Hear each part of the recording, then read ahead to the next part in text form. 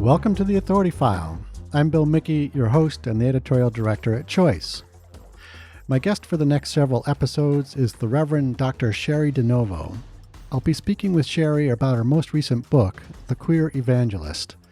It's a memoir of her remarkable life, and it's published by Wilfrid Laurier University Press, the sponsor of this series. The book's subtitle is A Socialist Clergy's Radically Honest Tale. Radical honesty is a reoccurring theme throughout the book. It's there as Cheri discusses her upbringing, her life on the street, and her sexuality. And it's also there as she writes about her evolution from her activism and community organizing to running her own business and becoming a minister of the United Church of Canada, where in 2001 she performed the first legal same-sex marriage ever registered. And she didn't stop there. In 2006, she successfully ran as the new Democratic member representing Parkdale High Park and was elected to the Legislative Assembly of Ontario. While in politics, she passed more LGBTQ bills than anyone in Canadian history before retiring in 2017 to become Minister of Trinity St. Paul's United Church and Centre for Faith, Justice, and the Arts in Toronto. In her radically honest self-portrayal is a message of hope for those who yearn for change, but especially those who need reassurance that systemic reform is indeed within reach and worth pursuing. In this second episode of our four-part series, we talk about how Cheri got into politics, how her faith relates to it, and her many legislative victories.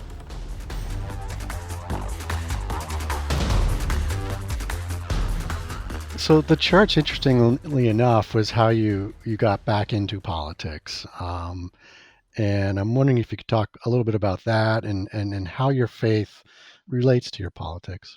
Sure. Well, I was in politics as a socialist agitator in my Labor Party NDP. So if you think of the Democratic Party, I was on the left of the party, and I was the one they were constantly trying to get rid of, and people like me. So I was involved politically that way, but I wasn't involved in mainstream politics until after church. Even though I was always a social justice activist, even in my corporate days, that never left me.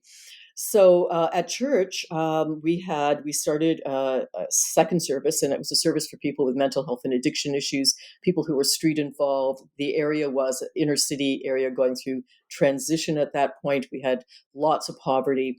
And so we started around a meal. It was very biblical of us. And people came and then wondered why they didn't have a service too, is really how it grew from there.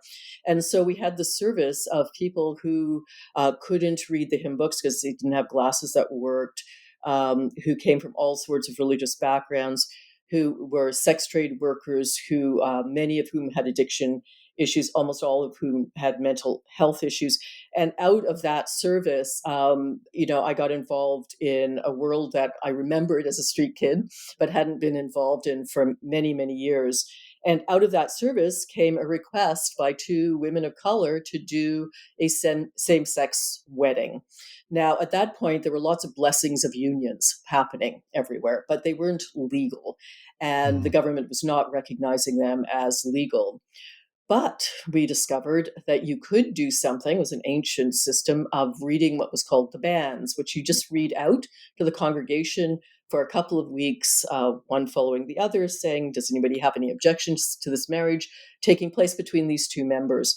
And nobody did. And my church board supported me in this. And so I married them. Very small wedding, just them and the witnesses involved. And then we sent it in. It didn't say male or female. It just said bride and groom. We sent it in. They both had Hispanic names. One was Venezuelan, one was Colombian. Sent it into the registrar's office, and they made what I would call a holy mistake, Holy. They thought that Paula was a man's name, and they vetted it, and they sent them back a completed license, which clearly one of their friends, probably one of the witnesses, shared with the press at that point, and then it blew up. And it was exciting. I mean, it was an answered prayer. It was lovely until, of course, the government threatened to take away my license. And also my church was silent in terms of defending me and us, my entire congregation. So that's when the fun began. Okay. So you have some really interesting insights about running for office, particularly during the process of securing a nomination, which you describe as, quote, the most brutal, because you're running against friends or you're running against folks within your own party, so to speak. Can you talk about how that process went for you and kind of how you dealt with that? Sure, Bill, and I'll back up a little bit too, because I should say because of the media frenzy around the Oh, legalized right. same-sex marriage, and because our congregation was growing dramatically at that point, it was really a down-and-out church with not many people in the pews, and we'd managed to grow it because of the good work that we were doing. I think to having a church filled on Christmas Eve, 1,000 people, that sort of thing. I shouldn't have been surprised, but I was that my member of parliament at that time, the federal member, came and asked me to lunch and suggested that I think about running. Yeah. Of course, this is standard political procedure. Somebody that has a base in a community, that has volunteers, that have people that they hope would vote for them automatically, that has name recognition in the press, is obviously a potentially good candidate. So, but it did come as a shock to me. I had no idea that's what she was going to ask me. It took me a few months to say yes. I checked with a number of members of my congregation, a couple of, really wonderful quotes. One of them said, it's like being asked to the high school prom by the quarterback, which is very flattering. But once you get there, you find out you have to spend the evening with a football player. That was one of the best quotes. The other one said, well, I wouldn't wish this on my worst enemy, but Cheri, I think you should run. So, I mean, with that kind of advice, how can I say no, Right. Right. So anyway, I thought seriously that perhaps I could accomplish more sitting in one of those seats in government than I could standing at the pulpit. And so, yeah, I threw my hat in the ring, and I was incredibly naive. I had no idea what I was getting myself into. And I think if I had, I probably would not have run. So, Yeah. so in a sense, looking back, I'm glad I made that mistake. Good. So again, so it was, what was sort of that naivete around? I mean, was, because it certainly was kind of a struggle for you just securing the nomination. That seemed like Oh a yeah. Yeah, rough experience. absolutely. I mean, Yeah. just to secure a nomination is kind of a training ground for winning an election, which is doing the two jobs that most people hate the most.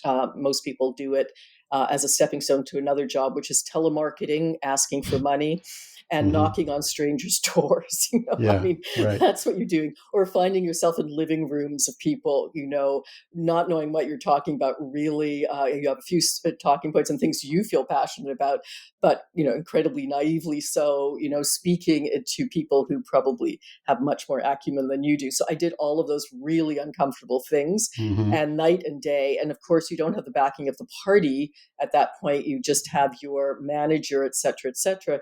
So I mean, my children would be like, licking and sending out mail, and I mean, like everybody I knew was instantly involved in this campaign, night and day. And it seemed very, from my naive green point of view, very kind of questionable. I mean, I had one of the best campaign managers in the business up here, who really felt strongly that I could win the riding, and of course he was right. So he went to bat for me. But it was, don't worry about, just sign people up to join the party. That's what it was all about. Just sign them up, right? Get the names, get the numbers.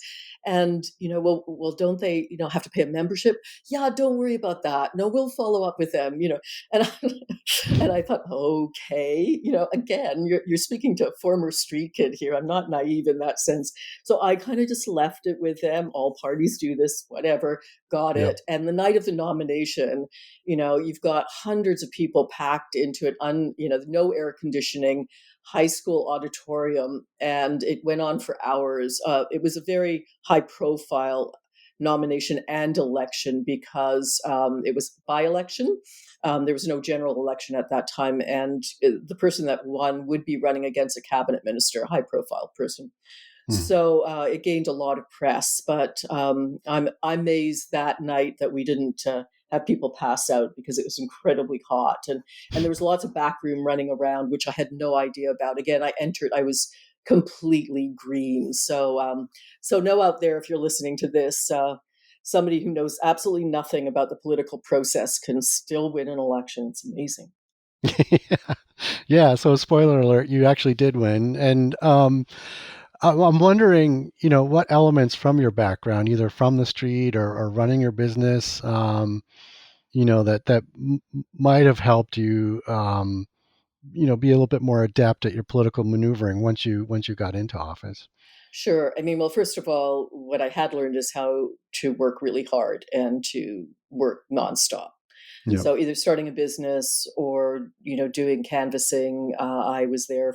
My campaign manager told me to be in the office at 8 in the morning, and we'd wrap up around 11 o'clock at night, and that Mhm. was running the campaign. And I just did what he told me to do, which later I discovered a lot of people didn't, and still managed to win. So I was a good soldier and did all of those things. So that was part of it, and yeah, and they, an incredible smear campaign was run against me. One of our journalists here, very well known journalist for the national press, said it was the worst campaign, smear campaign he'd ever seen in Canadian history. It was pretty bad. They used my drug involvement against me Mhm. anonymously. They said that I'd criticized the Pope, which I think at one point I had, um, and I dropped that off at every Roman Catholic in the neighborhood anonymously again. I mean, all of the dirty tricks that you can possibly imagine were thrown at me. It was horrendous, and had I an option at that point, I would have not run. It was hard on my children. It's Mhm. really hard on my children, and it was also hard on the people in my evening service, people who were street involved, who were drug involved, who had mental health issues, who saw me as kind of a story of hope. That here Yeah. was someone like them who had wrestled with addiction and somehow ended up in a job and was there and survived. And this sent the message to them that your past, you'll never evade it. You'll never get over it. It will always be there. And too bad, so sad. But I also got incredible support from them, and it was the Yeah. support that meant the most for me. I mean, it's amazing when someone who's addicted to crack quotes, Matthew to you, and quotes the Beatitudes and says, blessed are you when they revile you and say all sorts of hateful things against you. And I'm listening to this being quoted at me, and to me it was angelic. So I kept on keeping Yeah. on, in part for them, in part for Right. Well, yeah, I would have said, that I would think that would help you persevere as well. So you were actually able to get quite a bit of legislation passed. So you've already talked about the first same-sex legal marriage that you conducted. I'm wondering if you could kind of tick off some of the legislation that you're most proud of that you won sure. while you were in office. So the first bill that I introduced was the $10 minimum wage bill, which at that time our minimum wage was $8, and it hadn't shifted from that for a long time, over a Hmm. decade. That seemed warranted. I mean, certainly I was hearing from the unions this was something that they would like to see happen. I was seeing it even in our more liberal press. Why hasn't the minimum wage gone up? It seemed like the right time to introduce something like that. Yeah. So at that time, we were very small, a number of members in the legislature. I went to our party leader at the time, and said, I'd like to introduce a bill for the $10 minimum wage. It came under one of my portfolios, which was employment standards. And he just said, great, do it. And then my campaign manager, who never really leaves your side, you realize this once you get elected, said, that's great. And then he ran with it to the labor unions. He worked in the union movement. And so he helped facilitate making this a broad based push right across the province. So some 15 million people in the province. And at that point, a much higher rate of unionization, teachers, others, everybody got behind the $10 minimum wage struggle, very much like the $15 minimum wage struggle is today. It was that in its day. And so it had wings, and the press followed this. The press, again, liberal press, supported it. And instantly I found that this, through email and other systems, became a cause célèbre. There's an interesting story about it, though, because I got a lot of press. And of course, politicians live for press. So again, I was naive. I didn't realize that this might rancor some of the older members of my caucus. All of a sudden, this newbie who doesn't have a clue, which I didn't, gets all this press over her first bill. Come on. So there was a bit of that, but also one of them sat me down for lunch and said, it was really wise of the leadership to put your face on this bill, which was my first taste of real misogyny in politics. And I thought, yeah, because a woman would never come up with something like this on her own, right? This is, a way of giving her profile so she can get reelected. Right. So that also was an offshoot of that bill, but it certainly taught me one way of getting bills passed, which is to build a mass movement around it. Huge pre-social media at that point, really, but huge email campaign, lots of press. That's one way of getting a law change for sure. Yep. Anything else? I know there's lots more, I'm sure. Well, one of the first bills that I wanted to get passed, it took me a lot longer, many years, was to add trans rights to the Ontario Human Rights Code. Yeah. So gender identity and gender expression, to add those as protected rights, the same as gender and other rights were protected in race. And when I first introduced that bill, I called it Toby's Law after our music director at my church came through the evening service. She was trans and not out as trans, and ended up being our music director for the whole church. She was an accomplished musician that had had problems with mental health and addiction, and eventually died by an overdose. We had put a stained glass window in our church of Toby. And I said at her funeral, we're probably the only church in Christendom that has a stained glass window of a trans person in their sanctuary. And somebody yelled out, being an evening service person, what about Joan of Arc? So Toby was with me as I entered into the legislature, quite actually with me, and is still with me.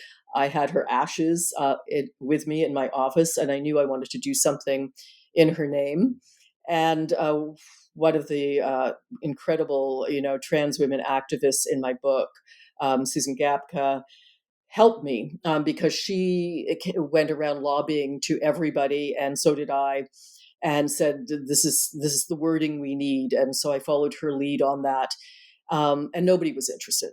Nobody in my own caucus was interested. They thought this was just, essentially there was so much transphobia back then. They just thought this is a form of mental illness. Why are you going to bat for this fringe community? How many of them are there? There's 10, they're never going to get you reelected. So there was a whole lot of lack of interest. The government certainly wasn't budging at all. My own party didn't, supported it, but without any kind of muscle behind it. As certainly the Conservatives weren't there. So again, there was not a lot of support. So I just kept reintroducing it year after year. And the times, they did change, over those years. And gradually it gained more momentum. And I discovered a kind of interesting thing about getting bills into laws, and that's timing. That our government then was a Liberal government, and they wanted to appear liberal at Pride. And Toronto Pride is huge. It's like New York Pride. There's a million people in the streets. And the last thing they wanted was to see a whole contingent of people saying, trans rights are human rights. Why isn't our government, recognizing this? So I learned timing could work in our favor, and momentum had been building, and even members of their own party had been lobbying for it. So I worked across the aisle on that one substantially. And finally, we got it passed by making it an all-party bill, which was something that we used as well, and that I used more than anybody else. I came to be known as the queen of the tri-party bill. But I had a Conservative, I had a Liberal, I had NDP or Labour Party. We all, came together, and we all signed onto that bill. Obviously, that makes it a lot easier to get something done. Yep. So I use that same method for almost all of my LGBTQ bills, except for banning conversion therapy, which I ran with on my own. But again, timing right before Pride. Do you really want us to be marching with these banners in Pride, or do you want to be, seen as in part at least the heroes of the moment? So that timing works too. But working across the aisle, absolutely. Timing, knowing, working with effective people in the community. You never do these things alone. You need backup. You need activists who are also lobbying for you. And by lobbying, I don't mean money. I mean just people with time who feel passionate about issues. They accomplish every bit as much as people that walk into these legislatures with money. And they're the squeaky wheels that every politician knows that they have to answer to at all candidates meetings, somewhere or other. These people are going to pop up and they're never going to go away. And so I really salute them in the book, because they make what we do so much easier, and we desperately need them if we want to see some progress. Yeah, that's great, because you don't hear so much about that part of it, that the activists in there, keeping on and just keeping the pressure on. That's great.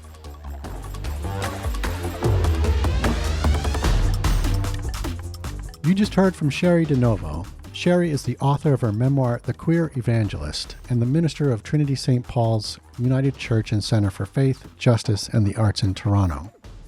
Wilfrid Laurier University Press is the sponsor of this series. Join us next week when we continue our conversation and talk about Cheri's experience while in political office, how she navigated the system, and why the revolution or nothing mentality is nonsense. Do I really think that even our governments can withstand the force of the Bay Streets and the Wall Streets? No, they do not. I know for a fact that senators spend about a third of their time fundraising, where big money and global capitalism runs governments and not the other way around. We need dramatic change. The earth is dying around us. To address climate change, we need governments with some strength and heft that can withstand the pressures of profit. We need that. And it's really difficult, if not impossible, to get that under the current system. So I think absolutely, we need to see dramatic change in the way that we do politics around the world, not just here. We need dramatic change. But until we get to that halcyon point, we also need to save some lives. We also need to push our politicians into doing what they can do. If you like what you hear, rate us or give us a review on your podcast platform of choice. As always, sponsorship and advertising for the Authority File podcast are handled by Choice's advertising manager, Pam Marino, and all of our episodes are produced by Choice's senior digital media producer, Mark Dirks, and digital media assistant, Sabrina Kofer. That's all for this week. Thanks for joining us.